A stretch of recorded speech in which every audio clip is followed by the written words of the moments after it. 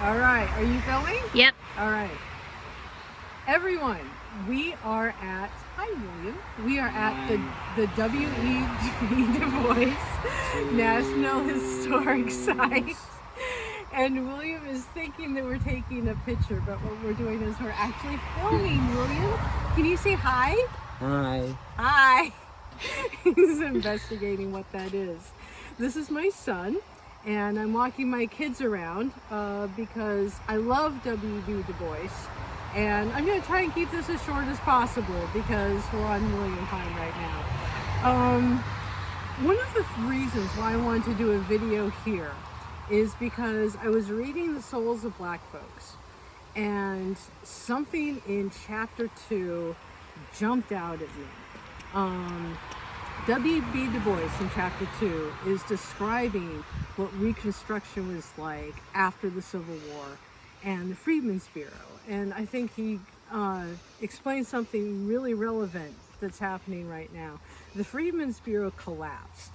But before it collapsed, it was granted these huge powers, specifically in 1866.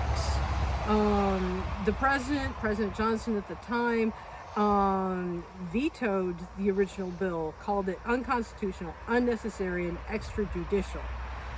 But, it actually overrode a veto and a compromise bill. And after that, these are the powers that was granted, and this is again from The Souls of Black Folks. It authorized additional assistant commissioners, the retention of Army officers mustered out of regular service, the sale of certain forfeited lands to freedmen on nominal terms, the sale of Confederate property for Negro schools, and a wider field of judicial interpretation and cognizance.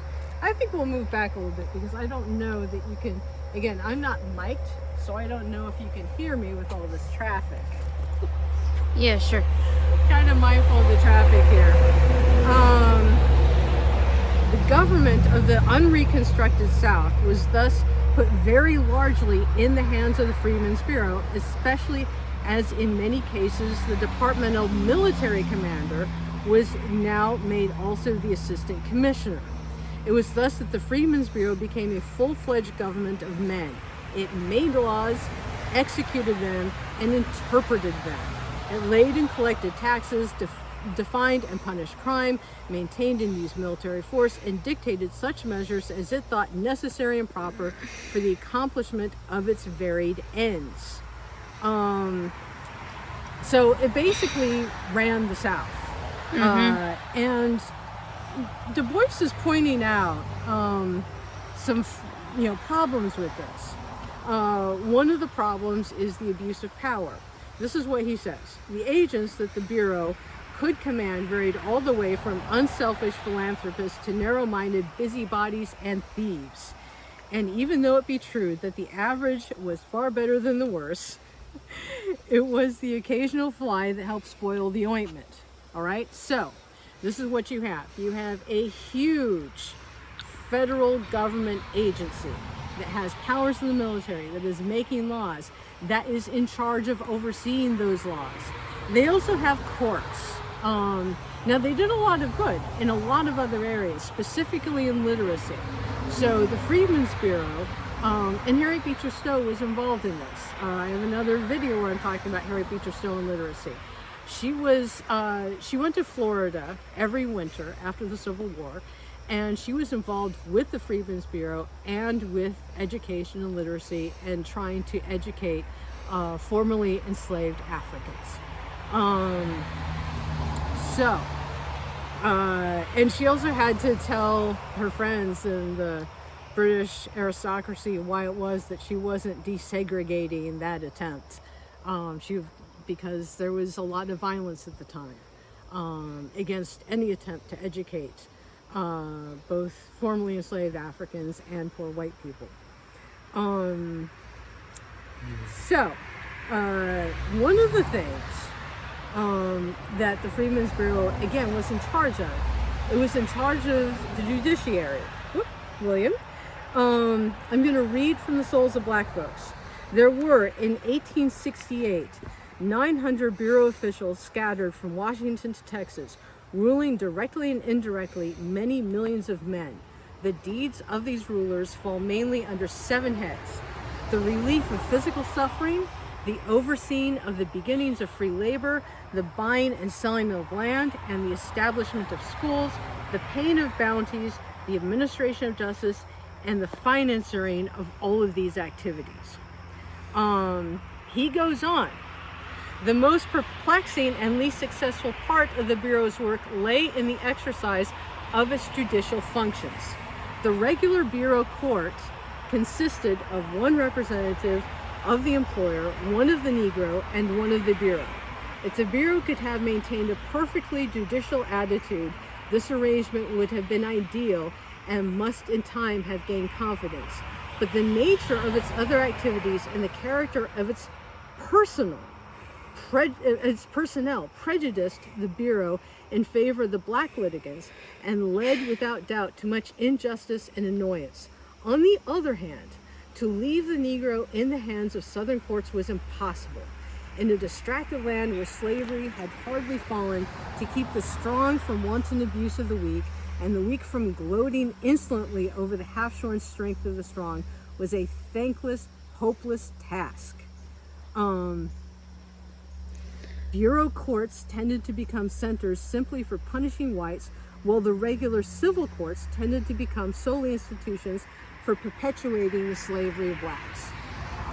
Here is what I think is important about this right now today. Yeah. You know, I've talked a lot about process when I've been tweeting and things, because I think what's happened in New York recently is it's a little disturbing to me. And what happened on January 6th is disturbing to me. And, you know, the talk of, you know, overthrowing the votes in a free democracy, William, is disturbing to me. And here's where I land on this. You know, with the Freedmen's Bureau, you had very well-intentioned people, you know, favoring all the way on one side, and they had the power to do it, alienating all the way, you know, the people all the way on the other side, you know, and I think what happened was an abuse of power. And I think the way to prevent that abuse of power is process. It is reasonable process. It is restraint. It is slowing everything down. I think, you know, a fair and reasonable process actually protects everybody, you know, from you know, the jealousies of powerful people and the impulsivities that, you know, those jealousies of powerful people in history have sometimes led to. And what I saw in New York and what I've seen on January 6th and what's being talked about right now, hold on a second, sweetie. What's being talked about right now, these aren't good signs for our country.